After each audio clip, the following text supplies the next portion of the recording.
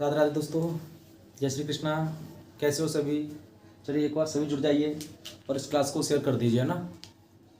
एक बार सभी विद्यार्थी जुड़ जाएंगे इससे और क्लास को शेयर करेंगे सभी के लिए। जितने भी अपने मित्र हैं उनके लिए क्लास को शेयर कर दीजिए और कमेंट करके बता दीजिए हमें कि हमारी प्रॉपर रूप से आवाज़ कैसी आ रही है। तो चलिए विद्यार्थियों, अगला सेशन चल रहा था हमारा कंपाउंड इंटरेस्ट यानी चक्रवृद्धि ब्याज। तो चक्रवृद्धि ब्याज में हम उसी को थोड़ा सा आगे बढ़ाएंगे। देखते हैं कि नया प्रश्न क्या है हमारा। तो ध्यान दीजिए, इधर क्वेश्चन लिखा हुआ है यहाँ पर कि 6,000 रुपये का 10%, 6,000 रुपये का 10% चक्रवृद्धि ब्याज की दर से 2.5 वर्ष का चक्रवृद्धि ब्याज क्या होगा। यानी विद्यार्थियों, आप समझ गए होंगे यहाँ पे कि मूलधन कितना है इसका 6,000 रुपये, दर क्या है यहाँ पे 10%, समय कितना है इसमें 2.5 वर्ष है ना। तो हमें ब्याज ज्ञात करना है, बिल्कुल सिंपल सी बात है। चलिए फॉर्मूला क्या होता है यहाँ पे, देखो फॉर्मूला होता है ब्याज बराबर यानी CI बराबर principal into 1 plus rate upon 100 की पावर T माइनस P, ये होता है ना। यानी चक्रवृद्धि ब्याज बराबर होता है मूलधन इंटू 1 प्लस दर बटे 100 घात समय माइनस मूलधन। तो चलिए विद्यार्थी इसको आगे सॉल्व करते हैं। देखो मूलधन हमारा कितना 6,000 रुपये मल्टीपल 1 प्लस रेट कितना हमारा 10% अपॉन 100, समय कितना है 2.5 वर्ष माइनस 6,000 रुपये यानी मूलधन 6,000 रुपये है। चलिए 6,000, चलो 100 एकम 100 और 10 110 बटे 100। विद्यार्थी दो वर्ष पूरा है ना, तो इसको 2 बार पूरा लिख देंगे, पूरा क्लियर है ना।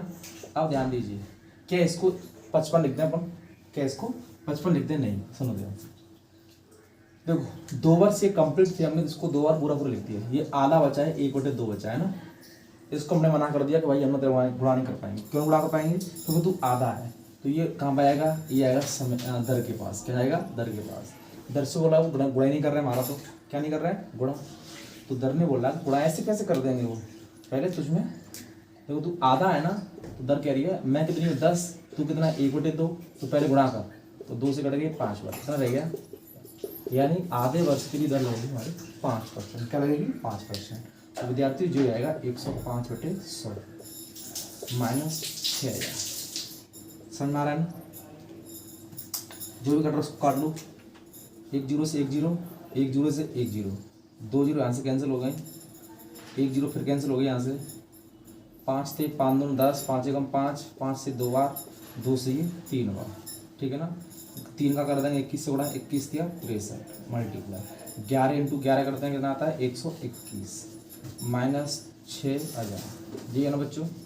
चलिए ध्यान दीजिए आगे, अगर अपन 63 का 121 से गुणा कर दें कितना आता है देखो। तो यहाँ पे कर लीजिए आप कि 121 मल्टीप्लाई 63 है ना, तो 3 आ जाएगा और ये 6 आ जाएगा, 3 आ जाएगा, ये 6 और ये 7, ठीक है ना।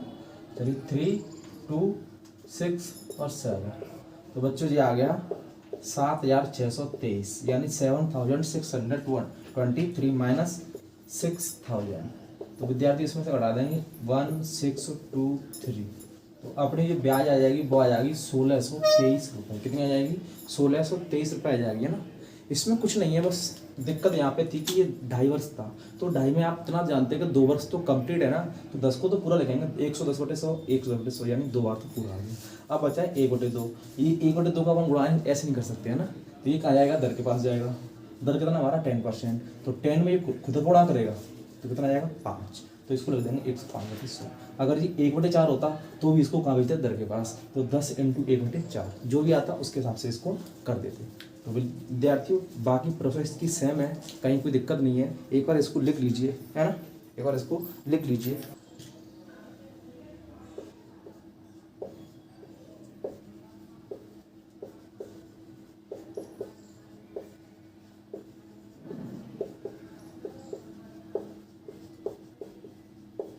चलिए विद्यार्थियों, प्रश्न हमारा कि 2,400 रुपये की धनराशि, कितनी धनराशि 24,000 रुपये की धनराशि मूलधन हो गया 20% की दर से 2.4 वर्ष के लिए उधार दी जाती है, तो चक्रवृद्धि मिश्रण ज्ञात कीजिए। तो विद्यार्थियों एक बार इसको क्वेश्चन को नोट कर लीजिए और इसके बाद में इसको सॉल्व करेंगे ना। देखो फॉर्मूला होता है compound amount equal to principal into 1 plus rate upon 100 की पावर टी।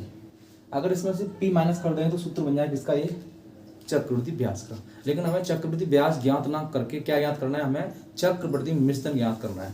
क्लियर विद्यार्थियों, चलिए इसको सॉल्व करते हैं आगे। तो p कितना है प्रिंसिपल 24,000 रुपये, कितना है 24,000 रुपये मल्टीप्लाई 1 प्लस रेट क्या हमारी 20% अपॉन 100 की पावर टी कितना है 2 सही 1/4। कितना समय हमारा 2 सही 1/4। चलिए इसको क्रॉस करेंगे थोड़ा आगे।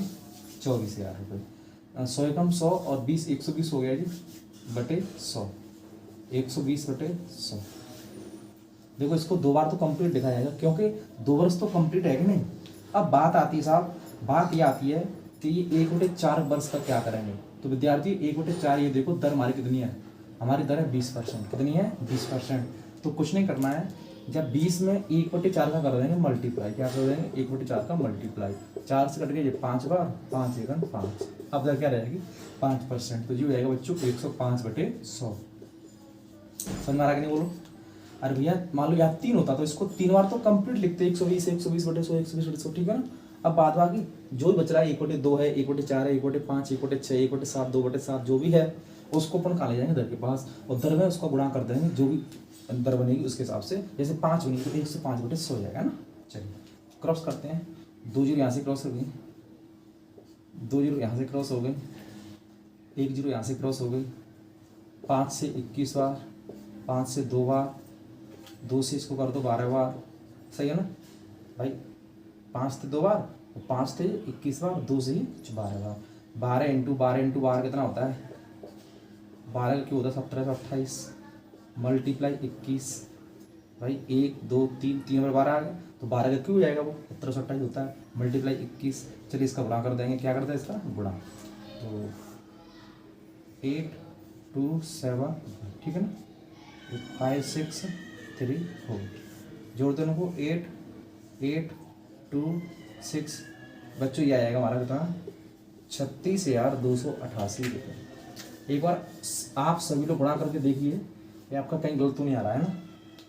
एक बार इसको देखिए, एक बार चेक देना 17 से 28 56 34 8 8 2 6 और 3 36,288। यानी अब अपना क्या जाएगा मिश्र बना जाएगा इतना 36,288। ठीक है विद्यार्थियों, एक बार इसको नोट कर लीजिए, क्या कर लीजिए इसको नोट कर लीजिए।